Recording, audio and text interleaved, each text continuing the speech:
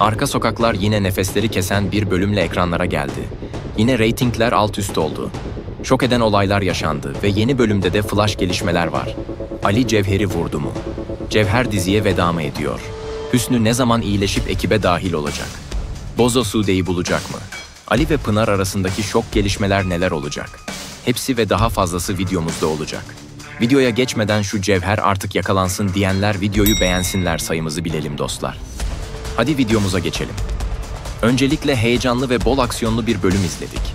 Cevher kaçmaya, ekipte kovalamaya devam etti. Belki de bölümün en heyecanlı anı Selin'in akıl dolu ters köşesiydi. Tüm hafta boyunca Cevher Selin'i kaçıracak mı diye tahminlerde bulunurken hepimiz yanıldık. Selin kaza yapmasına rağmen Cevher'e sıkmayı başardı. Biliyorsunuz ki Cevher Arka Sokaklar için çok önemli bir düşman. O kadar vurulmasına rağmen adam kedi gibi 9 canlı.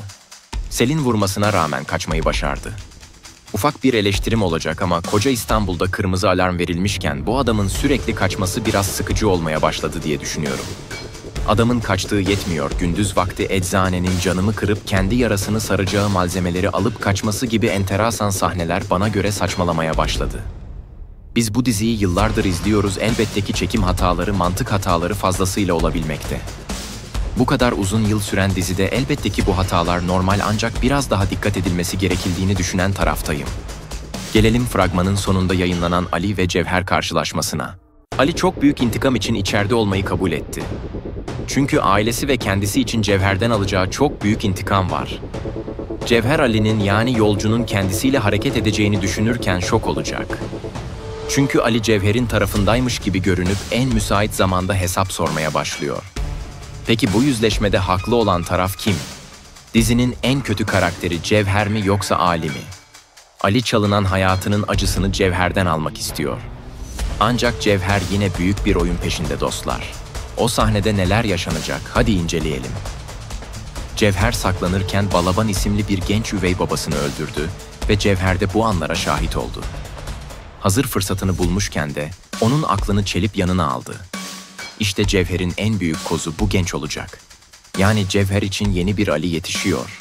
Fragmanın sonundaki Ali ve Cevher hesaplaşmasında ise ben Balaban'ın devreye gireceğini düşünüyorum.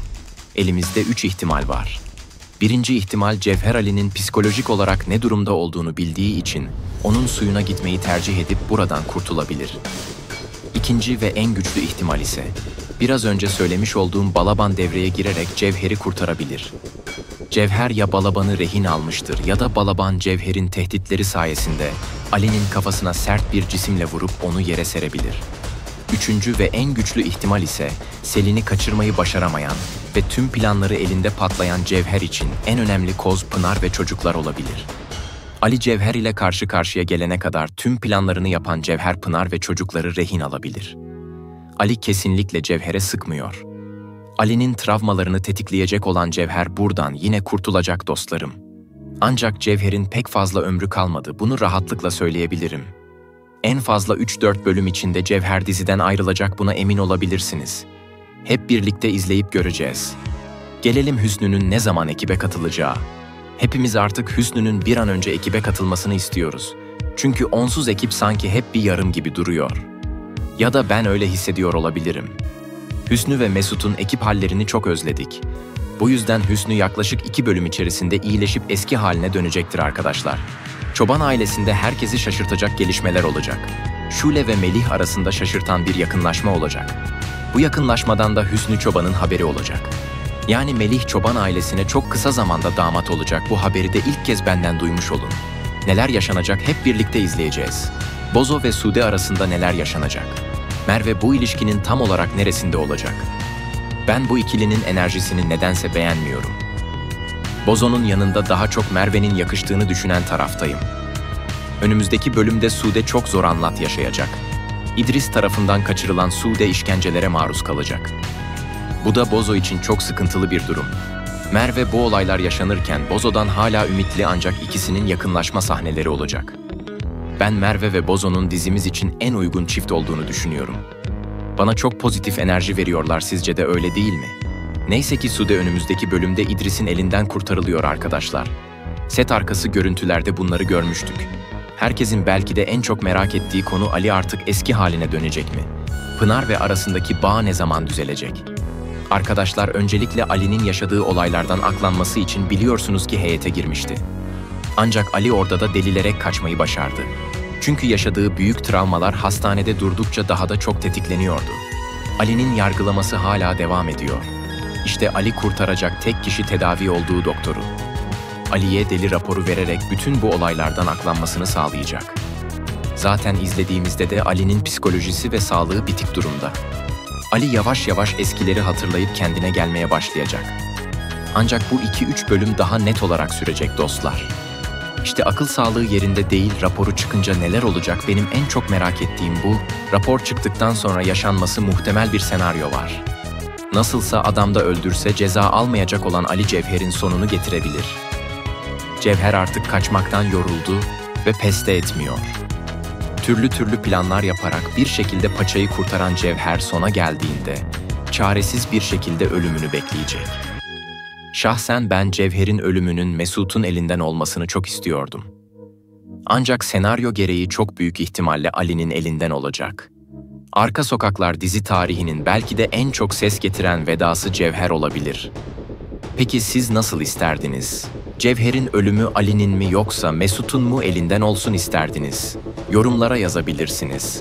Gelelim dizimizin en tatlı ve benim favori çiftim olan Selin ve Mesut'a, yani fanların harika ikilisi Selmes'e. Akıl dolu bir hamleyle Cevher'den kurtulmayı başaran Selin hepimizi çok sevindirdi.